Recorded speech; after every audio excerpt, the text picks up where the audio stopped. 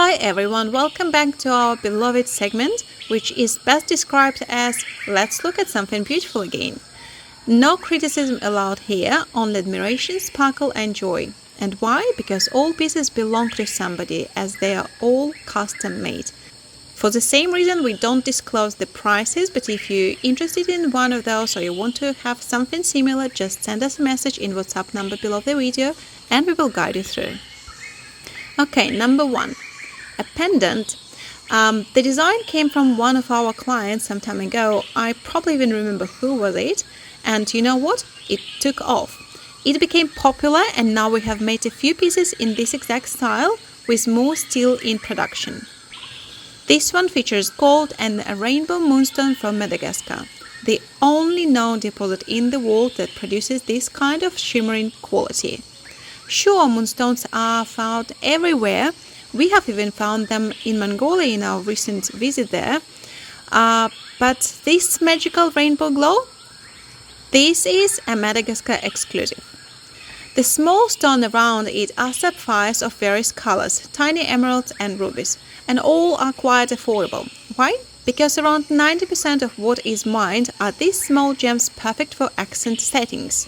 Many people now create entire pieces just from these sprinkle stones without any larger centerpiece.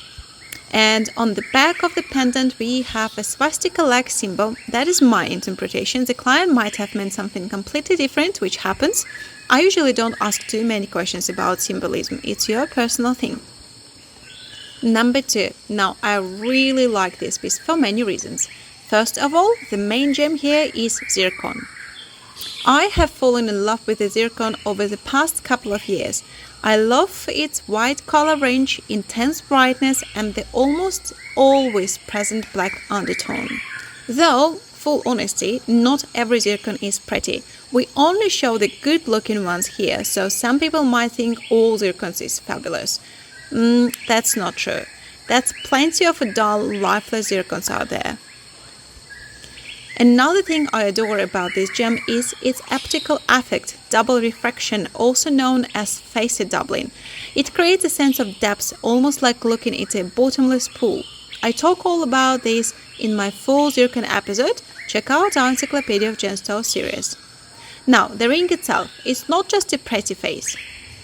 It draws on the pagan Hindu Buddhist culture of Southern Asia. Think Thailand, Burma, Laos, and Cambodia. In those cultures, there is an actual cult-like reverence for little lizards that scurry across the ceilings and walls at night, eating buds and chirping loudly. They're called chinchok, and they are beloved. There is even a legend about a grandfather who was too old or sick to plow his field, and a chinchok crawled into the ear of a water buffalo and guided it through the plowing out of farming basically. According to these traditions, the chinchoks bring love, beauty, charm, attractions, and luck. There are even temples in Thailand and Cambodia devoted to this lizard, so this ring, not just jewelry, is an amulet. You don't have to believe in it, of course, but from personal experience, when a piece carries hidden meaning, it's always more special to wear. Now, number 3. Another very unusual piece, gold and black diamonds and some very interesting cut styles as you see, pyramid shaped. I also see hearts in the design, but the star of the show, this star ruby/sapphire. Why do I say that? Because this quite deceiving type of the hue and the tone and labs quite often can't agree whether a stone is supposed to be a ruby or a sapphire. Some certificates say ruby, others say sapphire, and some even say ruby sapphire because they're all corundum. So it's really hard to name it when they have this dreamy pink or purple or milky tones. But why do stars appear in these stones? They are caused by microscopic inclusions, hollow tubes, or rutile crystals inside the gem. That's where the 6-pointed star comes from. That is a very rare effect and it's highly valuable. Number 4. This is actually our own design, and we love that something like that, what we created, became popular with you all. It's a complicated piece with many layers. There is a gold base, a gold top layer, all hand assembled in a super intricate way. And it turns out not every jewelry can handle this complexity. But anyway, at the center here we have a rotating Ethiopian opal sphere. So when it turns, the angle, tilt and colors shift, almost like an interactive jewel. I have a similar pendant myself with a steel silk quartz, and I often catch myself spinning it while lost in thought. It's oddly satisfying. So yeah, this pendant has moods. It changes depending on how you wear or turn it. Number 5, another fascinating piece. Honestly, all our pieces are. They are truly folk art. One of my favorite gems again here, the Black Star Sapphire. They aren't being mined anymore, by the way, so this one has a beautiful, very sharp star, which is rare. Many sapphires marketed as star sapphires have barely visible stars or none at all. And check out the gross dome pattern, really interesting. When I'm sourcing stones from locals, I always skip the plain and patternless one. We only buy and sell gems with beautiful structure. The setting is gold with blackened details. The claw holding the gem, possibly dragon claws. Maybe the sapphire is a dragon's eye, I don't know, just a guess, the clients didn't say. Inside there is a piece of mantra chosen individually by a shaman based on the wearer request. For those who don't know, we do work closely with an authentic shaman from Thailand. So if you want some specific mantra engraved on your jewelry piece, like money, love, whatever, the shaman writes it, will laser engrave it, and he blesses it in the ritual. Again, there is no need to be spiritual to wear that, but it does give the piece a very positive vibe.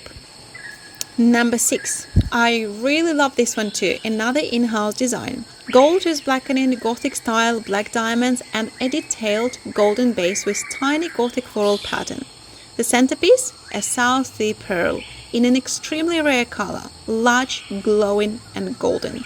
Expensive and hard to find, especially at this size. Because we're slowly wrecking the planet, unfortunately, pearl prices rise 30% every year with the declining of the farm produce. Sometimes it can hit more, like 60% strikes in bad years. Farm owners won't even promise that they can make a single matching necklace in a year. Quality is dropping very fast. So this pearl is not just beautiful, it's an investment. The setting around the pearl is a black lotus, a subtle nod to Buddhism. Number 7. A neat little everyday ring, as I call it. Totally wearable, probably even barely noticeable on a finger. It's so lightweight and practical. The stone is a black diamond, and there are 2 theories about its origin.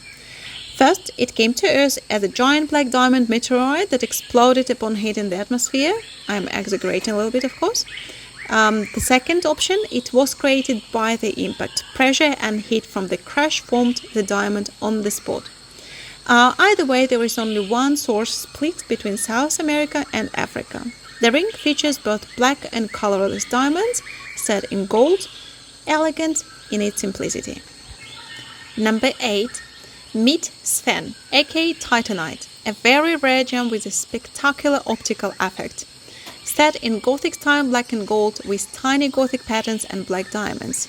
Everything we love in one piece. See those rainbow flashes as the stone moves? This sparkle can even surpass top-grade diamonds. Other stones with similar fire include demantoid, zircon, and Sven. Candlelight or certain electric lightning really makes it explode with color. Unfortunately, cameras rarely capture it fully. It is much better in person. Number 9. A very minimalistic piece, sleek like it was designed by a luxury yacht company. Just perfect curves, a touch of Gothic, gold, and in the center, beautiful Brazilian quartz. We haven't named this stone yet. I'm trying to call it something like steel silk or silk steel, but nothing has stuck so far. Got any better idea? Comment it below.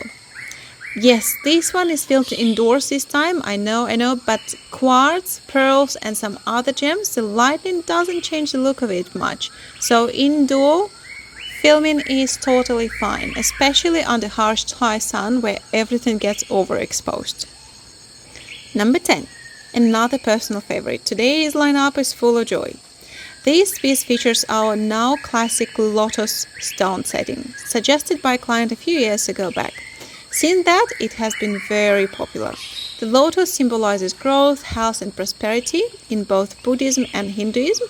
According to the legends, Buddha would meditate while sitting inside a lotus bud. He had his quirks. And the gem here, my favorite again.